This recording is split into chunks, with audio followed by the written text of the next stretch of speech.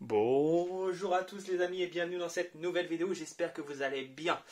Aujourd'hui on va parler d'un sujet qui fâche, mais avant d'entamer ce beau sujet qui va probablement diviser pas mal de membres de la communauté, n'oublie pas d'aller sur la page Facebook et de t'abonner à la page afin d'avoir des exclusivités.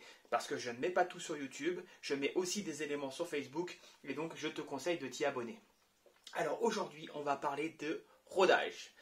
Alors je sais que le rodage c'est un sujet qui divise pas mal de monde. Est-ce qu'on doit faire un rodage? Comment est-ce qu'on doit faire le rodage? Là-dessus on a beaucoup de personnes qui disent des choses totalement différentes. Et bien aujourd'hui je vais vous donner mon point de vue sur le rodage. Et ça sera tout de suite après ça.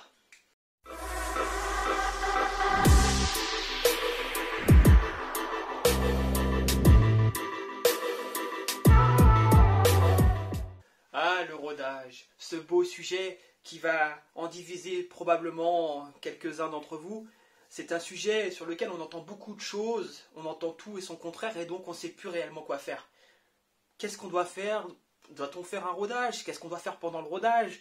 Est-ce que je dois faire 3, 4, 5 pleins? Est-ce que je dois parcourir 500 km? Eh ben, je vais essayer de répondre à l'ensemble de ces questions qui peuvent paraître simples et pourtant qui sont tellement floues dans l'esprit de chacun. Donc le rodage c'est quoi exactement? Déjà réellement, pourquoi est-ce qu'on doit faire un rodage et sur quelles pièces devons faire un rodage? Parce que j'entends beaucoup de choses. J'entends des gens qui me disent « Ah bah moi j'ai changé mon variateur, j'ai changé mon carburateur, j'ai changé mes galets, j'ai changé telle ou telle pièce et je dois faire un rodage, je suis en rodage. » Non, vous n'êtes pas en rodage. Le rodage c'est uniquement sur le cylindre et le piston. Pourquoi? Parce que ce sont deux éléments qui vont travailler ensemble et donc ils vont devoir prendre l'habitude, si on peut parler comme ça bien sûr, ils vont devoir prendre l'habitude de cohabiter et donc de travailler en étroite collaboration, si on peut parler comme ça bien évidemment.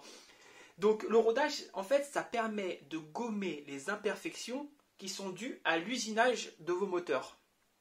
C'est juste ça. En fait lorsque vous allez prendre un cylindre ou un piston, on va prendre le piston par exemple, il va y avoir des micro-imperfections qui ne sont même pas visibles à l'œil nu. Cependant, lorsque vous allez mettre votre moteur en marche, le cylindre et le piston vont se dilater sous l'effet de la chaleur.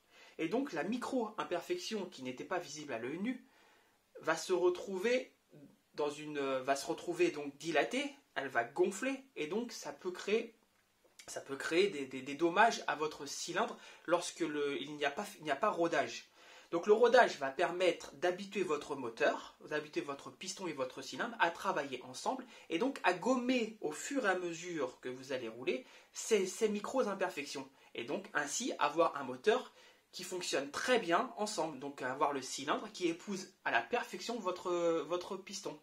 Voilà à quoi sert exactement le rodage. Donc maintenant qu'on a compris le fonctionnement du rodage, il faut essayer de voir à peu près ce qu'il faut faire pour faire un bon rodage et qu'est-ce qui se passe si le rodage n'est pas respecté. Donc lorsque votre moteur chauffe, comme on l'a dit précédemment, il va se dilater, le piston va gonfler. Donc déjà, lorsque vous montez votre piston par rapport à votre cylindre, il faut vérifier qu'il y ait du jeu. C'est très important. Si votre piston est trop serré dans la chambre, donc dans le cylindre, lorsqu'il va se dilater, il va venir compresser le nicasyle. Donc le nicasyle, c'est ce qui recouvre l'intérieur du cylindre. Et donc vous risquez un arrachement. Donc il faut vraiment qu'il y ait un petit jeu. Donc ça, c'est important de vérifier. Ensuite, pour roder correctement votre moteur, il va falloir rouler un petit peu avec et donc éviter toute surchauffe. Donc toute chauffe, c'est-à-dire que lorsque vous allez faire chauffer votre moteur avant de pouvoir rouler, ne le faites pas chauffer 15 minutes, surtout quand vous êtes en rodage, c'est vraiment pas bon du tout parce que le moteur, lorsque vous allez l'utiliser, il sera beaucoup trop dilaté et il n'aura même pas eu le temps de se refroidir parce que lorsque vous faites chauffer votre moteur sur un moteur qui est refroidi par air, à l'arrêt, il chauffe, il chauffe et il ne se refroidit vraiment pas. Donc ça on évite, vous le faites chauffer 1 minute, voire 2 minutes et ensuite vous pouvez y aller. Alors au niveau du rodage, comment ça se passe ? Moi, je vous conseille d'utiliser votre moteur qu'à hauteur de 70%. Alors moi, je fais quelque chose d'un peu particulier. Je vais vous montrer sur le booster parce que le booster, c'est un moteur tout neuf. Donc il a pas encore démarré, donc j'attends les beaux jours pour en plus le démarrer avec vous. Mais le moteur est complètement neuf, tout est neuf, hein, que ce soit la transmission, le carburateur, le haut moteur, le vilebrequin, les roulements, tout est entièrement neuf. Et donc moi je vais être en rodage forcément, et donc ce que j'ai fait, c'est que j'ai modifié mon câble d'accélérateur afin que lorsque je mets la poignée dans l'angle, je reste à une ouverture de carburateur que de 70%.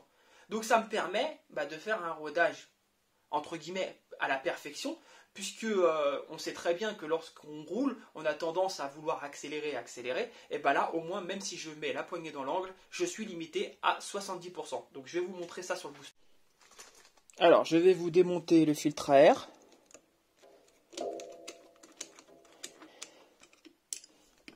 Voilà, donc là on a accès au carbu, donc on voit bien à l'intérieur du carbu, et je vais accélérer au maximum et vous allez voir ce que ça donne. Voilà. Alors je sais pas si on voit correctement, je me recule. Donc là je suis accéléré au maximum, et regardez ici, je peux pousser de tout ça encore le boisseau, et donc comme vous pouvez le voir, c'est une ouverture à 70%. Donc là le rodage se fait tout seul, j'ai pas besoin de me prendre la tête, je peux accélérer à fond et au moins mon boisseau s'ouvre qu'à la moitié. Enfin, un petit peu plus que la moitié. Vous voyez, il me reste encore tout ça. Et ça, c'est ce qui va me permettre de faire un rodage correct. Alors comme tu peux le voir, j'ai vachement limité l'ouverture de mon boisseau sur le carburateur. Et donc ça me permet vraiment de faire un rodage sans même m'en rendre compte. Bon, je m'en rends compte parce que j'ai pas de puissance, mais au moins je peux faire mon rodage tranquille, je vais me promener. Donc voilà. Donc pendant le rodage, il faut éviter toute surchauffe du moteur. C'est la surchauffe qui va être néfaste à votre cylindre ou à votre piston. Un bon rodage va vraiment permettre de limer votre piston et votre cylindre, et donc d'avoir une espérance de vie très importante. Donc il y a des moteurs où il n'y a pas besoin de rodage, et ce sont les moteurs compétition uniquement, parce que les moteurs compétition, ce sont des moteurs déjà qui coûtent très cher, et donc qui sont usinés de façon bien meilleure, avec des outils qui font vraiment de la belle découpe, et donc là il n'y a pas besoin de rodage. Vous imaginez si on devait roder un moteur de compétition sur un circuit, ça serait infaisable. Le rodage sur un moteur de compétition, c'est vous faites 2 tours avec une poignée ouverte à 50%, et ça suffit largement. 10 minutes, on roule pendant 10 minutes et voilà, le moteur est rodé, c'est parfait, on est parti. Alors que les moteurs classiques, il faut quand même un rodage assez important. Donc moi, je vous conseillerais de faire un peu entre 2 et 3 pleins avec une excellente huile. On va charger un petit peu plus en huile au début. Donc moi, je conseillerais un mélange de à peu près 3,5 voire 4% juste pendant la période de rodage, et après on redescend à une lubrification entre 2 et 2,5%. Ça suffit amplement. Il va falloir lubrifier d'autant plus le moteur, puisque là les pièces sont neuves et elles vont être en contact pour la première fois, et donc la bonne lubrification va permettre d'éviter d'abîmer le moteur. Au niveau du rodage, on peut parler aussi, comme on a besoin d'éviter les surchauffes moteurs, moi je vous conseillerais pendant le rodage d'éviter d'avoir un passager, parce que lorsque vous avez un passager, vous allez demander à votre moteur plus de puissance, et donc vous allez devoir accélérer un peu plus violemment, et donc augmenter la température du moteur. Donc s'il est possible, on évite de prendre un passager pendant cette petite période. Les démarrages en côte aussi, on évite de mettre la poignée dans l'angle. On y va tranquille, on accélère, on a le temps, on laisse le scooter couler. Lorsqu'on fait un rodage, il faut prendre son temps. Donc le bon rodage va permettre à votre moteur une longévité. Il va permettre vraiment de conserver son moteur bien plus longtemps.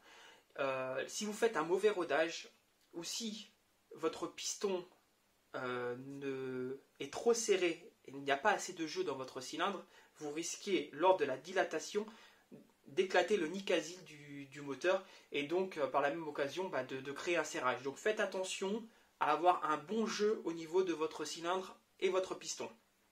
Donc la dernière chose avant la conclusion, lorsque vous devez changer votre piston pour l'entretien ou encore parce que vous avez serré votre piston, et que vous avez une culasse alu ou fonte, on doit absolument utiliser un piston soit alu si vous avez une culasse alu, ou soit fonte si vous avez une culasse fonte. On ne fait pas un mélange fonte-alu.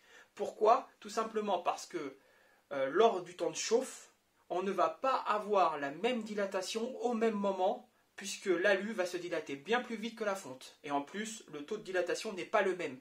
Donc il est important d'être full fonte ou full alu. Ça, c'est un élément essentiel à respecter. Beaucoup de gens me disent, je viens d'acheter un piston, je comprends pas, j'ai serré. Oui, bah oui, c'est normal. C'est normal, parce que tu as mis un piston fonte dans une culasse alu. Donc ça, essayez vraiment de le respecter. Voilà, donc je pense avoir fait le tour sur le rodage. J'espère avoir été très clair et j'espère que les éléments fournis t'apportent une réelle aide. Je te dis à bientôt pour d'autres vidéos. Si tu n'es pas encore abonné, bah je t'attends. Il faut absolument que tu t'abonnes à cette chaîne, puisque c'est une bonne chaîne. Enfin, je pense. Hein. Je plaisante. Allez, on se retrouve très vite pour d'autres vidéos et à bientôt les amis.